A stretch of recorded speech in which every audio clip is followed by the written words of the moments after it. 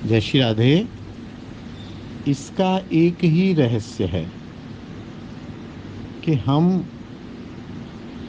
कौन हैं और हम किसकी उपासना कर रहे हैं, हमें वही प्राप्त होगा। कैसे प्राप्त हो गया? जैसे मीराबाई के बारे में स्पष्ट कहा गया कि वो सत्यभामा की अवतार थी। कुछ कुछ लोग ऐसा भी कहते हैं कि वो कोई गोपी थी। अब वो कितना सत्य है कितना नहीं सत्य है मुझे तो मालूम नहीं है। मान लो गोपी भी थी तो गिरधर गोपाल को साथ रखा उसने जीवन भर। गिरधर गोपाल के रस का आस्वादन भी कर लिया उसने। मेरे तो गिरधर गोपाल दूसरों न कोई, ये भी उसने जीवन भर गा लिया। गिरधर गोपाल के दर्शन भी कर लिए। वो धाम में भी आ गई, वृंदावन में भी आ गई, जीव गोस्वामी से भी मिल गई। यदि गोपी थी तो ये गोपी वाले जो काम थे उसके वो सब उसने कर लिए। लेकिन तत्वतः वह सत्यभामा का अंश थी। वो सत्यभामा की कथा एक आती है, मुझे याद नहीं रहती है। सत्यभामा जब एक बार वो मेरे ख्याल से द्वारका में थी और भगवान राधे राधे करते थे, तो वो कहती थी ये क्या चक्कर है, हम लोग कितनी सुंदर सुंदर रमणियाँ हैं, 8 8 पट्ट महिषी हैं, 100 महिषियाँ हैं, फिर 16,000 रानियाँ हैं, फिर भी राधे राधे करते हैं ग्वालिनी की। तो उसका मन हुआ कि मैं एक जन्म और लूं और ब्रज की महिमा और ब्रज की उस चीज़ को देखूं। तो उसने उस ब्रज की राधा रानी की महिमा और राधा रानी के गोपियों की महिमा उस सब का आस्वादन किया। लेकिन बेसिकली वो परिकर थी, वो जीव नहीं थी। वो भक्ति नहीं कर रही थी कि अनुकूल्यन कृष्णानुशीलनम भक्ति करे। वो परिकर थी। उसे कृष्ण ने भेजा, जाओ तुम इस चीज़ का आस्वादन करके आओ।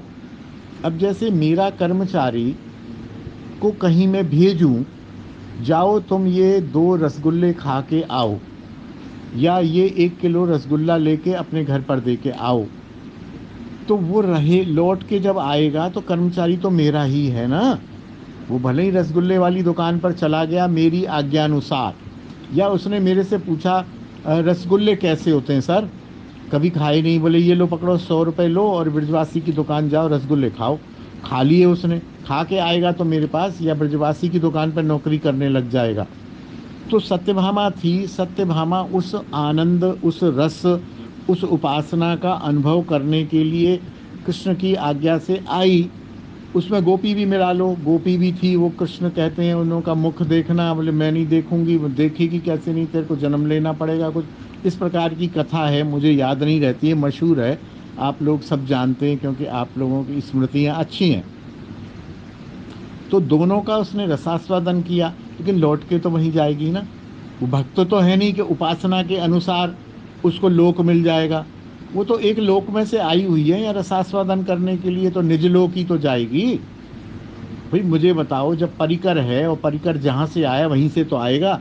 जय विजय द्वारपाल थे, उनको शाप दिया गया। रावण और वो कुंभकर्ण बने, कौन बने, शिशुपाल, और वो बने दंतवक्र, और वो बने। सब ये लीला करके गए तो फिर दोबारा अपने लोग कोई ना, कि कहीं और चले गए। अब मैं हूँ, मैं राम की उपासना करूँगा तो राम के लोक में चला जाऊँगा। आप कृष्ण की उपासना करेंगे तो कृष्ण लोक में चले जाएंगे। आप द्वारकाधीश की उपासना करेंगी, द्वारका में चली जाएंगी। लेकिन जो बंदा पहले से ही द्वारका में रह रहा है, परिकर बद्ध हो गया, परिकर सिद्ध हो गया, वो तो कुछ भी करे, वो तो अपने लोक में ही जाएगा। जिस लोक से आया है, जिस लोक से भेजा गया है, वहीं तो जाएगा। वो तो परिकर है ना, वो तो उनका दास है। तो इसी प्रकार मीरा जब आई, परिकर भूत थी, सत्यभामा थी। सत्यभामा आई यहाँ, उसने रसास्वादन किया और वो द्वारकाधीश में जाके विलय हो गई, और विलय होके द्वारकाधीश को अपने द्वारका धाम में चली गई। इसमें कोई संशय होना नहीं चाहिए। अच्छा, वो परिकर भूत थी, इस बात का परिणाम ये है कि उसका शरीर पड़ा नहीं रहा, उसका शरीर का संस्कार नहीं करना पड़ा, अग्नि नहीं देनी पड़ी।